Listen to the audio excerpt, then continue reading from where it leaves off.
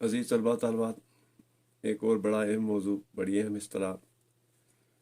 جس کا ہمیں علم ہونا چاہیے اور ہمیں اس کا علم بھی ہونا چاہیے اور اس پہ عمل بھی کرنا ہے، وہ ہے ایمان۔ ایمان کا لفظ اگر بطور فعل لازم استعمال ہو تو اس کا مطلب ہوتا ہے امن پانا،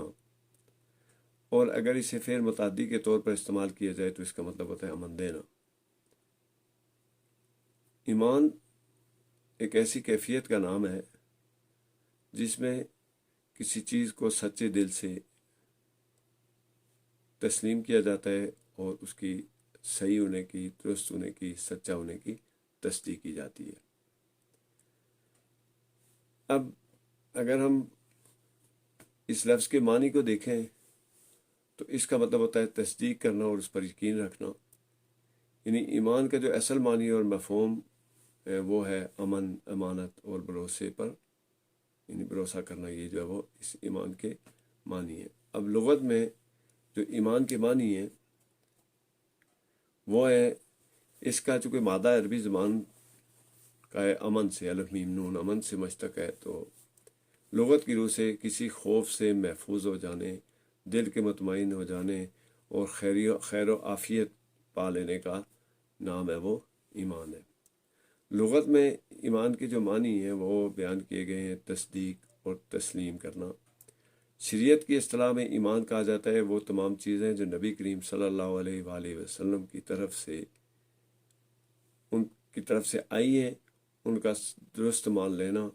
اور ان پر مکمل یقین رکھنا، یہ ایمان کہلاتا ہے۔ جو اس کی شریعت کے جو اصطلاح ہیں، شریعت کے معنی یہ ہیں۔ اب ایمان جو ہے وہ یعنی دل سے اقرار کرنے، دل سے تصدیق کرنے، زبان سے اقرار کرنے کا نام ہے، اور امت محمدی یا یہ ہم جو مسلمان ہیں، ہمارا جو ایمان ہے اس کے متعلق یہ ہے کہ نبی صلی اللہ علیہ وسلم پر جو ان کے قول ہیں، افعال ہیں، جو ان پر کتاب نازل ہوئی ہے، اس کے علاوہ جو ایمان کی بنیادی شرائط ہیں، جو ایمان کے بنیادی ارکان ہیں، ان سب پر مکمل طور پر یقین رکھنا اور ان کو تسلیم کرنا ہے۔ تو یہ جب ہم ان کو تسلیم کر لیں گے، ان کو مان لیں گے اور اس زبان سے بھی اقرار کریں گے، دل سے بھی تصدیق کریں گے، تو تب جا کر ہمارا جو ہے وہ ایمان مکمل ہوتا ہے۔ یعنی ایمان کی جو بنیادی شرائط ہیں ان میں سب سے پہلے ہے زبان سے اقرار، دوسرا ہے دل سے یقین، اور تیسرا ہے جسم سے عمل۔ یہ تینوں چیزیں مل کر ہمارے ایمان کو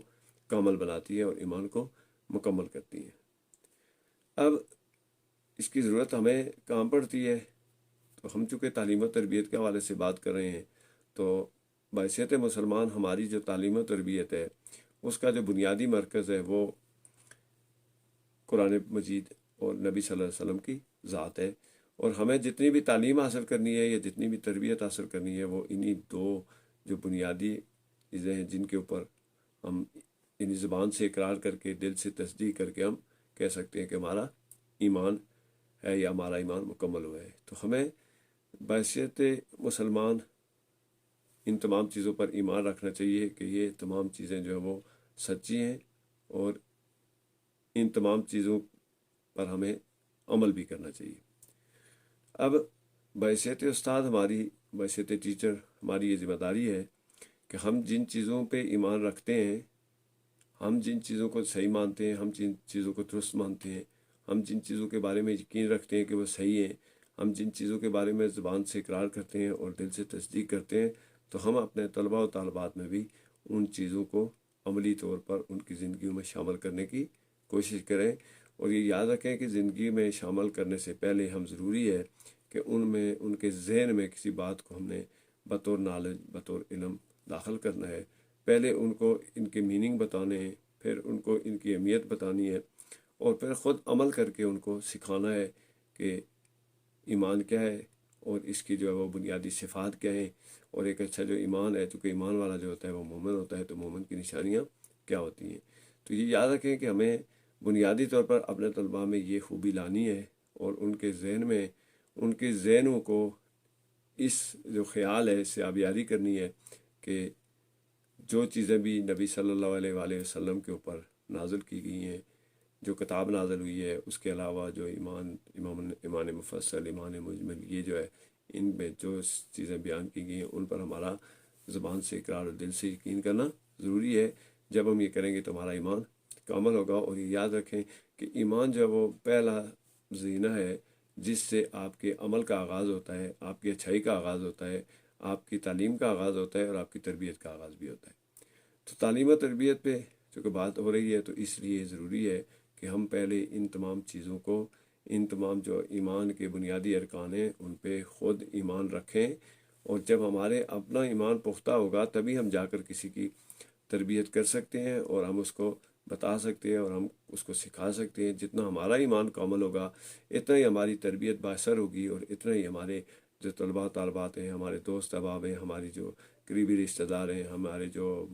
ساتھ اٹھنے بیٹھنے والے ہیں، ہمارا جو معاشرہ ہے، وہ ہمارے اس جو اعتماد ہے اس کی وجہ سے یہ بات ان کے ذہنوں میں بیٹھے گی۔ یعنی اگر ہمارا اپنا ایمان کمزور ہو تو پھر کسی کو جو ہم بتائیں گے اس کے اثرات بھی کمزور ہی ہوں گے۔ تو ہمارے لیے ضروری ہے کہ ہم اپنے جو طلباء ہیں ان کو، ہماری جو معاشرہ ہے اس کو، ہماری ذمہ داری بنتی ہے کہ ہم ان کو ایمان کی باتیں بتائیں اور ان کو ایمان کے بنیادی ارکان سے آگاہ کریں، اور اس کے بعد ان میں یہ بات لے کے آئیں کہ وہ ذہنی طور پر اس چیز کو تسلیم کریں، اور نہ صرف زبان سے اقرار کریں، پھر اس پہ دل سے تصدیق کریں، اور دل کی سچائی سے ان چیزوں کو مانیں، اور دل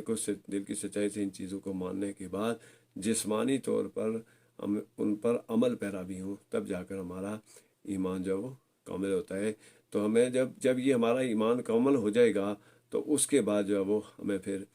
جو فلاح ہے ہماری وہ اسی میں ہے۔ اور اگر ہم پرامن معاشرہ چاہتے ہیں، اگر ہم اچھی دنیا چاہتے ہیں، اچھی آخرت چاہتے ہیں، تو ضروری ہے کہ ہم تمام چیزوں پر جو ہے وہ ان پر عمل کیا جائے۔ اور یاد رکھیں کہ کسی بھی دین کی، کسی بھی مذہب کی جو بنیاد ہوتی ہے وہ انہی چیزوں کی درست ہونے اور ان پر پکا یقین رکھنے اور کو تصدیق کرنے پر ہے۔ یعنی اگر آپ کا زبان سے اقرار اور دل سے تصدیق نہیں ہے اور اس پر عمل نہیں ہے تو آپ کا تعلق کسی بھی دین سے ہو، وہ آپ کا جو اسے ایمان تو نہیں لیکن آپ کا یقین کا عمل نہیں ہوگا۔ کیونکہ ایمان کا لفظ یہاں پر ہم صرف اپنے مذہبی معاملات اور اپنے جو مباحثت مسلمان ہمارے جو قائد ہیں ان کے پختہ یقین رکھنے کے لیے استعمال کریں گے۔ تو ہمارے لیے یعنی پھر جو ہے وہ ایک بات جو ہے وہ ہمیں ذہن میں رکھنی چاہیے کہ ہمارے یہ لازم ہے کہ ہم خود بھی ان چیزوں پر ایمان رکھیں، خود بھی ان چیزوں پر پختہ یقین رکھیں، خود بھی ان چیزوں کو فلاح کا ذریعہ سمجھیں، اور اپنے طلباء و طالبات میں بھی ان تمام چیزوں کو لانے کی کوشش کریں اور ان کو سکھانے کی کوشش کریں کہ اسی میں جو ہے وہ ہماری فلاح ہے۔ اور یہ جو چیزیں ہیں، یہ جو باتیں ہیں جن پہ نبی صلی اللہ علیہ وسلم نے عمل کرنے کے لیے ہمیں، اور یہ جو اللہ کا دین ہے اس میں جن چیزوں کو کرنے کا کہا گیا ہے اور جن چیزوں سے منع کیا گیا ہے ان کو ہم سچے دل سے تسلیم کر لیں اور ان پر اسی طرح سے عمل کریں جیسا کہ ہمیں بتایا گیا۔ تو یہ ہماری ذمہ داری ہے تعلیم و تربیت کے بنیادی بالکل بنیاد ہے، اور اس کے جو تقاضا ہے، بنیادی تقاضے وہ یہ ہیں کہ ہم خود بھی عمل کریں اور دوسروں کو بھی ان پر عمل کرنے کے لیے راغب کریں۔ یہی ہماری تعلیم و تربیت کا حصہ ہے اور یہی ہمارے لیے ضروری ہے۔